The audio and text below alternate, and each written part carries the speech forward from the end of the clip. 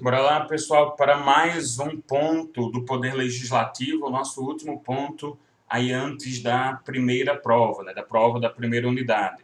Vamos conversar aqui sobre o Estatuto dos Congressistas, né, como ele é chamado, então imunidades, chamado foro por prerrogativa de função, os direitos do congressista em relação a forças armadas e ao dever de testemunhar, as suas incompatibilidades e a perda e renúncia do cargo, além de afastamentos temporários, tá certo?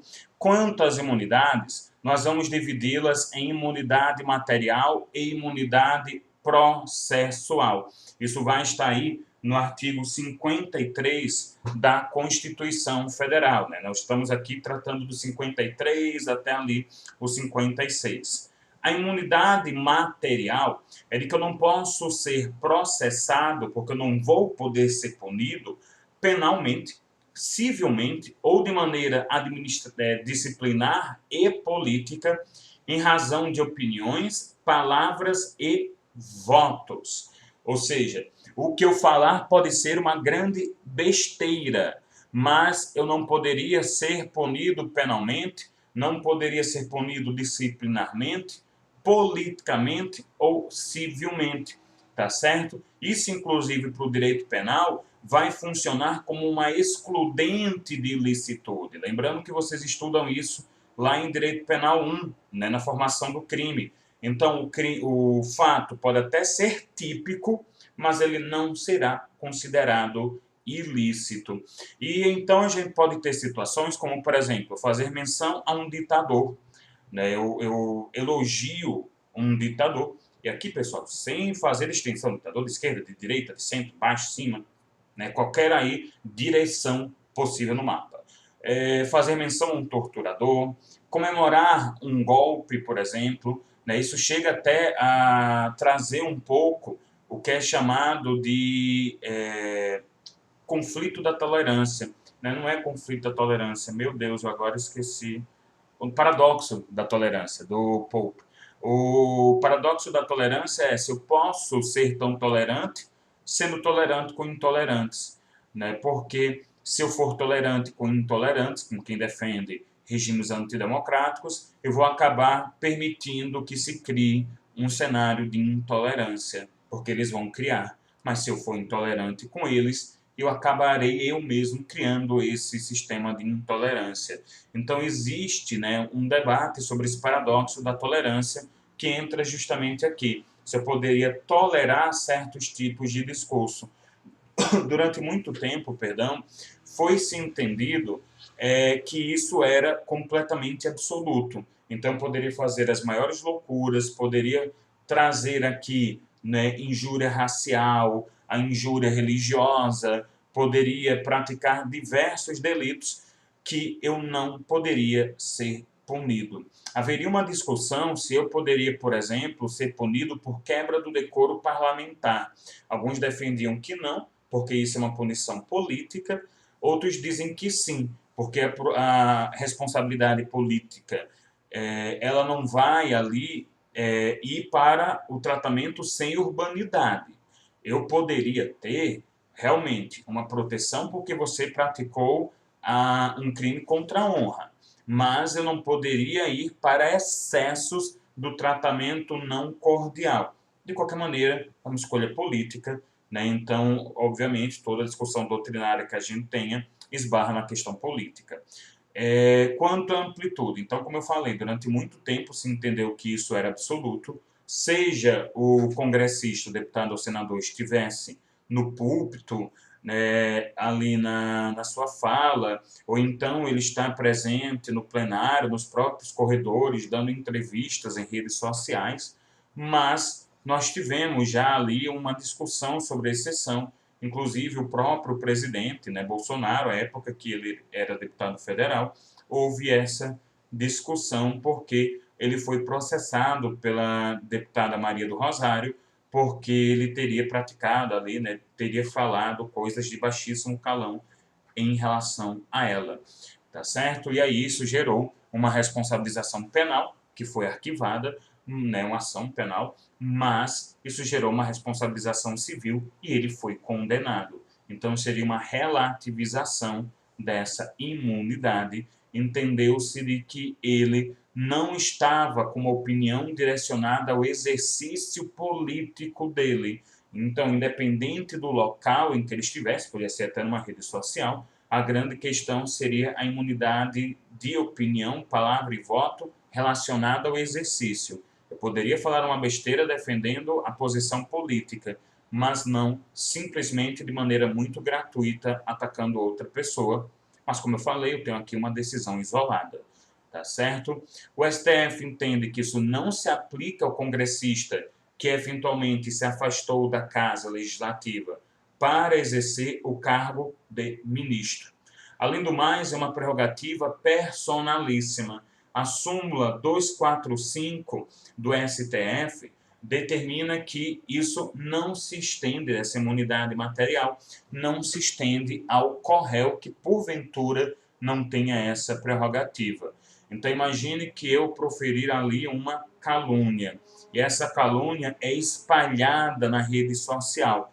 Cuidado, pessoal. Aquele que, sabendo que espalha uma calúnia, uma injúria, uma difamação, ou então ele assume o risco, né, porque é o dolo direto ou dolo eventual, está também praticando aquele delito, como coautor, como partícipe, isso é o caso concreto que vai dizer, mas também está praticando. Então, um deputado teria imunidade, mas eventualmente particulares que vão repassar isso mais à frente não terão essa imunidade. E o STF também diz que é um direito irrenunciável, ou seja, o deputado não pode dar uma de bonzão e dizer não quero imunidade material, ele a terá. E isso vai durar até mesmo após o fim do seu mandato. Então, ele não pode, depois do fim do seu mandato, ser responsabilizado por isso que ele falou durante esse período. Tá certo? Já a imunidade formal, pessoal, ela vai ter limites. Esses limites, eles vão, né, esse limite ele vai começar, vai ter por termo inicial a diplomação, né, expedição do diploma. Então, isso normalmente acontece em meados de dezembro, salvo engano, 19 de dezembro, a data limite, e isso vai até o fim do exercício do mandato parlamentar, tá certo? Seja porque ele concluiu a legislatura, seja, né, o mandato, perdão, porque pode ser uma legislatura duas, seja porque ele perdeu o mandato. Então, essa imunidade começa com a diplomação, não é, cuidado, não é com a posse, é com a diplomação e termina com o fim do exercício do mandato. Essa diplomação, eu falei da data, né? Mas o que ela é? É quando a Justiça Eleitoral ela reconhece e dá o diploma de que fulano e seus suplentes foram eleitos. Então, passou o período de apuração, passou o período de validação, inclusive com prazo para impugnação, e aí, após tudo isso, até as impugnações sendo julgadas a princípio, que acaba tendo impugnação que só é julgada 1 ano, 2 depois. Daí o indivíduo acaba perdendo o mandato já no meio do exercício. Mas, julgadas as questões mais iniciais, mais preliminares, eu vou ter a diplomação. Por isso que ela acontece, né? A eleição em outubro, ela vai acontecer normalmente em meados de dezembro. Aí, o que quer dizer essa imunidade processual? Eu não posso, principalmente, ser preso, né? Imunidade formal ou processual. Eu não posso ser preso a não ser em flagrante delito por crime inafiançável, tá certo? Então, tenho que ser pego no flagrante delito, não pode ser posterior, e vou ser preso por crime inafiançável. Então, que a gente tenha permissão para uma prisão em flagrante, que posteriormente pode ser convertida em prisão preventiva. Isso, então, não possibilita que durante o curso de uma ação penal eu determine já a prisão preventiva ou temporária. Tem que ser uma prisão em flagrante, posteriormente pode ser convertida. E esse flagrante é por crime inafiançável. Além disso, eu também impeço a prisão civil, a prisão do devedor de alimentos, mas isso não impede a execução da pena privativa de liberdade. Então, se o indivíduo tiver uma condenação transitada em julgado, eu posso aí sim determinar a sua prisão para cumprimento da pena e, como eu já falei, né, conversão do flagrante em prisão preventiva. Além dessas duas imunidades, eu tenho foro por prerrogativa de função. É uma fixação de um foro especial para o seu julgamento. Quando a gente está estudando a fixação de competência no processo penal, né, isso é até matéria normalmente de processo penal 1, vocês vão ver isso no início do semestre que vem, nós temos uma fixação material, que a gente chama, e essa fixação material se divide em 3 categorias. A ratione materiae, que é de acordo com a matéria, o bem jurídico que é ofendido, a ratione loci, que é de acordo com o local do crime, que é aquele delito, né, praticado, e a ratione functione ou ratione persone, que é de acordo com a função. É a prerrogativa da função. E isso tanto pode ser definido na Constituição Federal quanto nas constituições estaduais, tá certo? E aí,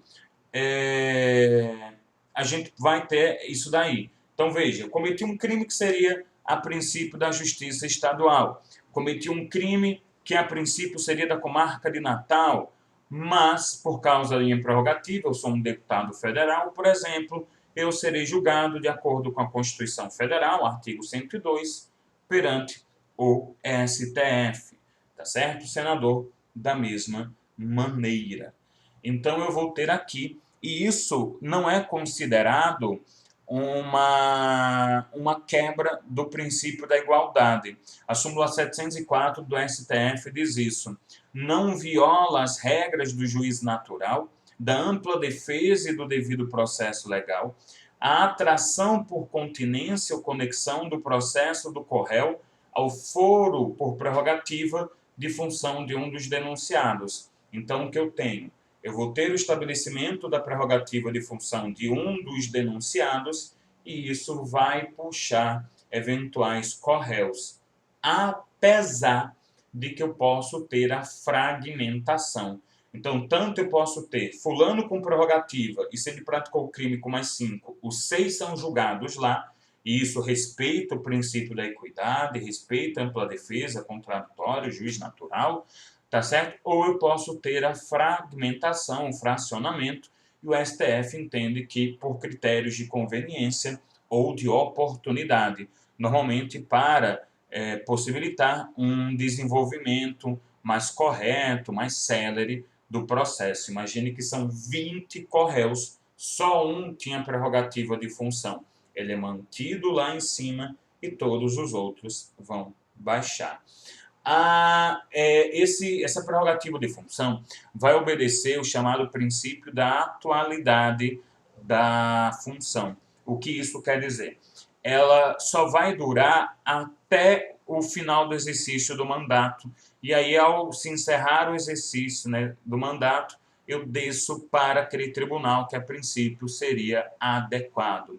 A exceção seria se eu já tiver terminado a instrução e faltar o julgamento. O que quer dizer isso? Já terminei as provas, né, a produção de todas as provas, só falta julgar. Então, não tem sentido baixar o processo, né, se ele já tiver terminado ali o exercício do mandato. Eu mantenho lá no STF para que possa ser julgado lá perante a corte, tá certo? Mas se foi antes do final da produção de provas, eu vou baixar para o tribunal, inclusive em caso de renúncia. Só que em caso de renúncia, eu preciso tomar cuidado com um detalhe, que é o quê? Se eu verificar que houve renúncia por má fé, como assim má fé? O cara renunciou para fugir da prerrogativa de função. Ele não queria ser julgado pelo STF por algum motivo. Nesse caso, eu vou manter o julgamento com a competência pela prerrogativa de função. Tá certo? Então, a gente vai tomar cuidado com isso. Obedeça o princípio da atualidade da função. Se, por acaso, extinguisse o mandato, né, chegar ao final do exercício do mandato, vai descer, a não ser que já esteja na fase de julgamento, mesmo havendo renúncia, pode descer, novamente, a não ser que esteja na fase de julgamento, a não ser que essa renúncia seja de má-fé. Outra coisa muito importante, pessoal, é que o STF, recentemente, ele limitou um pouquinho o foro por prerrogativa de função, tá certo? Eu nem sei se eu coloquei aqui. Deixa eu ver se eu coloquei para a gente ter apoio visual. Pronto, botei, tá certo? Veja aqui, isso foi no STF, né, no plenário, foi no julgamento da apelação 937 em 2018, o julgamento em maio de 2018. Então, além do princípio da atualidade, eu acabei tendo aqui novas condições. Primeiro, eu só vou poder aplicar aqui a crimes praticados no exercício da função. Então, se eu, por acaso, tomei posse no dia 1º de fevereiro de 2019, são os crimes praticados a partir dessa data. Eventuais crimes antigos, né, não contam. Segundo, eu também só vou ter a prerrogativa de função pelos crimes que tenham relação com as minhas funções públicas. Então, já foi depois da minha posse, agora em 1º de fevereiro, mas eu pratiquei apenas não, né, mas pratiquei, é pesado, mas pratiquei um crime de violência doméstica contra a mulher. Novamente, não é apenas um crime sério, mas que não tem relação com a minha função, tá certo? Então, eu pratiquei ali, por exemplo, a lesão corporal leve, né, contra minha esposa, até mesmo a grave, infelizmente.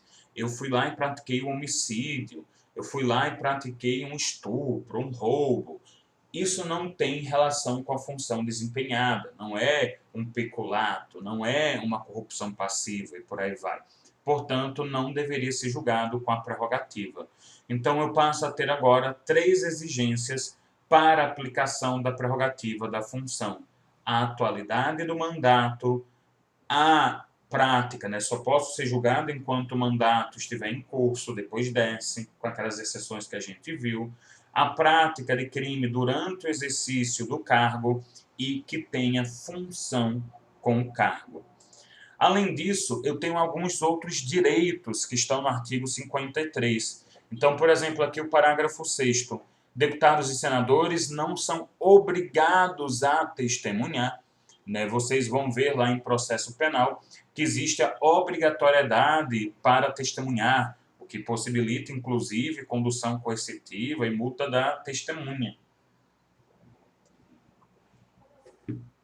Mas eles não são obrigados a testemunhar sobre informações recebidas ou prestadas em razão do exercício do mandato, ou nem sobre pessoas que lhes confiaram ou deles receberam informações. Veja, eu sou testemunha de um homicídio na rua, eu, deputado federal. Essa informação foi recebida em razão do exercício do mandato? Não é durante, em razão, nas minhas funções como deputado. Não. Eu prestei informação em razão, do exercício do meu mandato, porque eu sou deputado? Não. Eu estou ali testemunhando contra uma pessoa que me confiou informação em razão do exercício do meu mandato? Não. Então, eu sou obrigado a testemunhar a respeito daquele homicídio que eu presenciei na rua. Diferente, por exemplo, tá certo, de quando eu acabo escutando informação numa missão lá, numa investigação de uma comissão, alguma coisa do tipo. O parágrafo 7º. A incorporação às Forças Armadas de deputados e senadores, embora militares e ainda que em tempo de guerra, mesmo na guerra, para poder convocar, poder incorporar aquele indivíduo, dependerá de prévia licença da casa respectiva. E parágrafo 8. As imunidades de deputados ou senadores subsistirão durante o estado de sítio. Então, mesmo no estado de sítio, eu ainda vou dar a ele imunidades formal e material, tá certo? Só podendo ser suspensas mediante o voto de 2/3 dos membros da casa respectiva. Aí sim, eu posso suspender nesses períodos a imunidade, o material ou formal. Nos casos de atos praticados fora do recinto nacional, do Congresso Nacional, então não está lá dentro do Congresso, e que sejam incompatíveis com a execução da medida. Então, eu tenho ali a prática, né, de um delito que seja completamente incompatível com o estado de sítio, mas vocês vejam, depende da autorização de 2/3 do Congresso para evitar que haja deliberadamente um ato do Poder Executivo ou do Poder Judiciário, principalmente o Executivo, que pode acabar usando o estado de sítio, de defesa, para, né, ter o exercício arbitrário, ditatorial, antidemocrático de seus poderes. O artigo 54, enquanto o 53 trazia direitos, ele traz impedimentos. E aí esses impedimentos se dividem entre aqueles que ocorrem desde a expedição do diploma, né, eu já expliquei para vocês o que é essa expedição, ou após a posse do deputado. E aí existe também uma classificação doutrinária, e a cada inciso e a linha eu vou falar dessa classificação doutrinária. Então, desde a expedição do diploma, a linha A, não pode o deputado ou senador firmar ou manter contrato com pessoa jurídica de direito público, autarquia, empresa pública, sociedade de economia mista ou empresa concessionária de serviço público, salvo quando o contrato obedecer a cláusulas uniformes, cláusulas, né, que se aplicam a todo mundo. Então, veja, não posso firmar ou manter meus contratos antigos com pessoa jurídica de direito público, eu estou falando aí de empresa pública, autarquia, mesmo de direito privado, né, mas que tem a ligação com o poder público, empresa pública, autarquia não, perdão, o que é de direito privado é fundação, autarquia é sempre de direito público, tá certo? Que é o FRN, agências reguladoras, IFs, por aí vai. Então, perdão pelo vacilo. Empresa pública, né, que é uma pessoa jurídica de direito público, sociedade de economia mista ou empresa concessionária de serviço público. E aí, essa é considerada uma incompatibilidade contratual. Inciso 1º, a linha B. Aceitar ou exercer cargo, função ou emprego remunerado, inclusive os de que sejam demissíveis ad nutum, nas entidades dispostas, né, constantes na linha anterior. Então, com essas entidades aqui, eu não posso nem firmar nem manter contrato, nem aceitar ou exercer, e aí até mesmo continuar a exercer, cargo, função ou emprego remunerado, tá certo? E aí isso considera-se como uma incompatibilidade funcional. Inciso 2º, não podem, desde a posse, a linha A, ser proprietários, controladores ou diretores de empresa que goze de favor decorrente de contrato com pessoa jurídica de direito público, ou nela exercer função remunerada, o que é considerado uma incompatibilidade profissional. Inciso B, a linha B, perdão, exercer cargo ou função de que sejam demissíveis ad nutum nas entidades referidas nesse inciso primeiro, aquele lá que a gente viu, a linha A, tá certo? Mesmo que não seja remunerado. A linha B, patrocinar causa que seja interessada a qualquer daquelas entidades da linha A do inciso primeiro. E inciso D, ser titulares de mais de um cargo, inciso não, a linha D, de mais de um cargo ou mandato público eletivo. Por isso que a senadora Fátima Bezerra teve que renunciar ao cargo para ser governadora, porque ela não poderia, né, ela tinha essa impossibilidade, esse impedimento de acúmulo. No caso da linha A, nós temos uma incompatibilidade profissional, a linha B, funcional, e as demais linhas, profissional.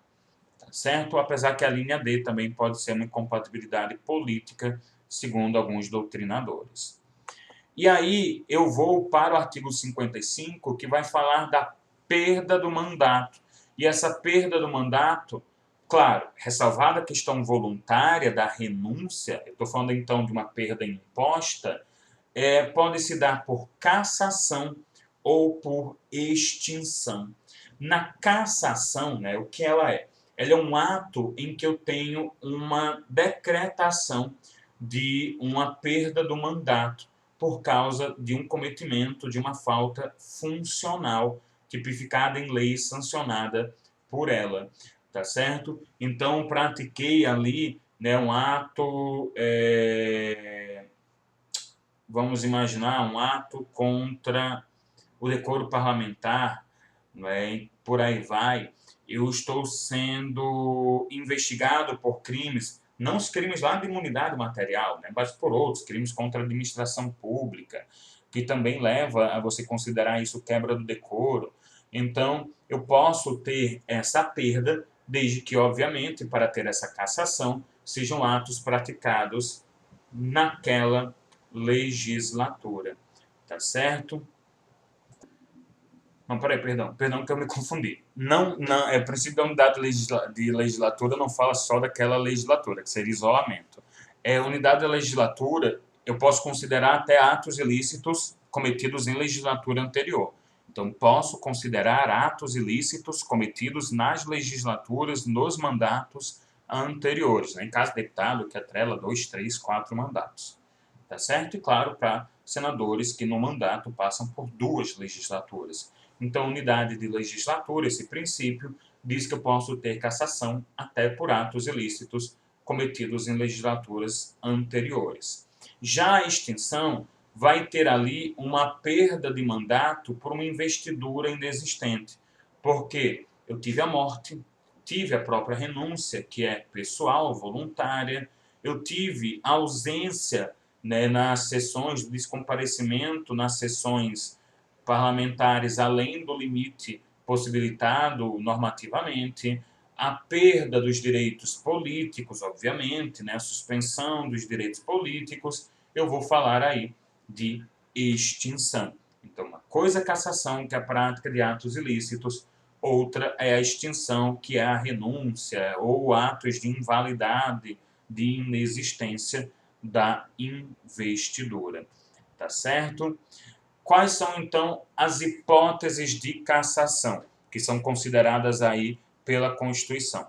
Primeiro, você infringir qualquer das proibições, das incompatibilidades do artigo 59. Inciso 1º, que são as incompatibilidades desde a diplomação, inciso 2º, que são as incompatibilidades desde a posse. Também, como eu já comentei, né, você praticar ato que seja considerado incompatível com o decoro parlamentar. E, terceira hipótese, sofrer uma condenação criminal com trânsito em julgado, tá certo? Aí você também vai ter a possibilidade de cassação daquele mandato. Então, infringiu as proibições do artigo 59, infringiu o decoro parlamentar ou sofreu condenação, né, numa sentença transitada em julgado, condenação por crime. Já a extinção, você deixa de comparecer em cada sessão legislativa, a gente está falando das sessões ordinárias, né, naquele período ali. Você deixa de comparecer a terça parte, então basta chegar no terço, não precisa ser mais, é no terço das sessões legislativas ordinárias da sua casa. A não ser que você tenha uma licença, então, por exemplo, uma licença não remunerada para tratar de assuntos particulares. Tem gente que tira essa licença, né, eu vi um deputado, não federal, mas estadual, porque ia terminar um mestrado, ou é mestrado ou doutorado, não lembro agora, na Europa. Licença não remunerada, foi ali passar, né, uns meses para terminar, que era mais para escrever a tese e poder fazer a defesa. Ou então, uma licença por saúde, tá certo? Se não, se você não tiver, ou então, sei lá, o afastamento, né, a licença, passou uma moto aqui, a licença para ser ministro de Estado, ser governador de território, né? E, claro, como eu acho que comentei, a licença médica. Fora isso, chegou a um terço de faltas, você vai ter a extinção do seu mandato. Também a perda ou suspensão de direitos políticos e quando for determinado pela Justiça Eleitoral. Por exemplo, a Justiça Eleitoral, né, identificou uma irregularidade, uma ilegalidade na sua eleição, determina a sua perda de mandato. Aí eu já vi isso acontecer, por exemplo, até com perda de coeficiente eleitoral, porque algumas candidaturas do partido ou da coligação foram consideradas inválidas. Aí, basicamente, eu tive a perda de uma cadeira para aquele partido que foi passado para outro. E aí eu tive a extinção do mandato, tá certo? É permitido, como eu falei, a renúncia parlamentar, né? Eu tenho um caso, Jean Willis, ele renunciou, mesmo tendo sido eleito, né? Antes mesmo de iniciar a legislatura. Eu tenho um caso, Fátima Bezerra, o Ronaldo Caiado, eu não lembro se ele ainda estava no mandato, né? Estava ali no último ano, na última parte de mandato, os últimos 2 anos, ou se ele ainda ia começar um novo mandato como senador e decidiu concorrer para governador. Mas se foi o caso, né, a primeira hipótese, ele renunciou também. Isso é um ato voluntário, um ato personalíssimo, tá certo? Que pode, inclusive, mexer na prerrogativa de função. Pode levar ao processo, né, tirar do tribunal, claro, ressalvado ali o que eu comentei na prerrogativa de função. Então, eu não vou descer o processo, se eu já tive produção de provas, e vou ter ali tão somente agora o julgamento. Também não vou descer o processo caso eu tenha ali a observação de uma renúncia de má-fé. E isso, inclusive, é destacado pela doutrina, mas não tanto em relação ao processo penal. Isso acaba sendo destacado até em relação à questão da... Perdão, pelo amor de Deus. A processo de cassação, tá certo? Deu uma confundida agora.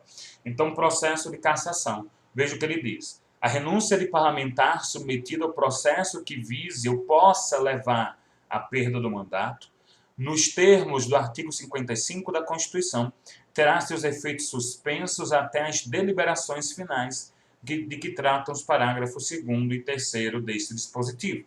O que isso quer dizer? Estou passando por um processo de cassação. Opa, vou renunciar. Por que eu vou renunciar? Porque se eu for cassado, eu perco meus direitos políticos. Se eu renuncio, eu não os perco.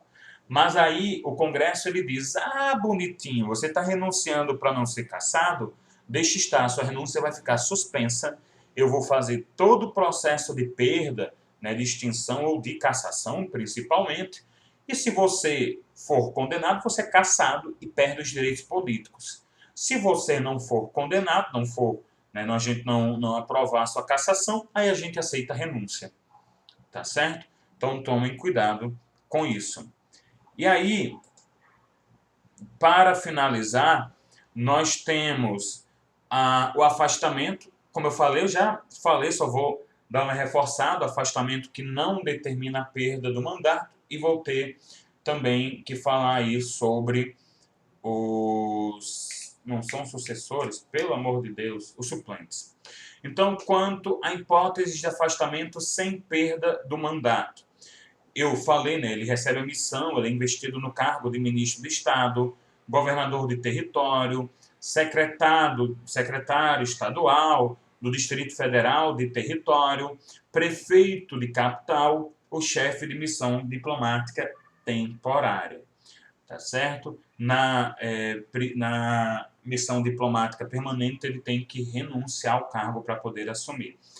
Já o licenciamento também pode ocorrer sem perda do mandato, tá certo? Por motivo de doença, como eu falei, sem remuneração, no caso de interesse particular, desde que isso não ultrapasse 4 meses, tá certo? Não ultrapasse 120 dias por sessão legislativa.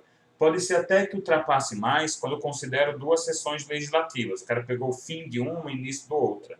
Mas por sessão não pode ultrapassar 120 dias. E quanto aos suplentes, pessoal, eles, a princípio, né, não fazem parte da casa, não são investidos das funções, mas eles serão convocados quando houver vaga, por exemplo, quando houver renúncia, quando o deputado ele foi investido numa dessas funções que a gente viu. Então, por exemplo, ele virou governador do estado, né, ministro de estado, por aí vai. Ou quando eu tenho uma licença superior a 120 dias, aqui eu vou pensar inclusive na licença de saúde. Os deputados, eles seguem um sistema proporcional. Então, o suplente, vamos imaginar, eu tive ali, né, 5 cadeiras, eu tive 5 deputados. O suplente seria o 6º, o 7º, por aí vai, tá certo? Já os senadores, como é o sistema majoritário, eu já tenho a chapa formada com o senador e com os seus suplentes. Esse suplente, né, enquanto ele não assume, ele não possui foro por prerrogativa de função perante o STF, a não ser que ele tenha praticado realmente o crime em coautoria, tá certo? E aí ele acaba sendo puxado, mas existe a possibilidade de fracionamento, como eu comentei com vocês agora há pouco. E se houver uma vaga, mas não houver suplente, isso é difícil de acontecer na Câmara dos Deputados. É mais provável que aconteça no Senado, tá certo? Eu vou realizar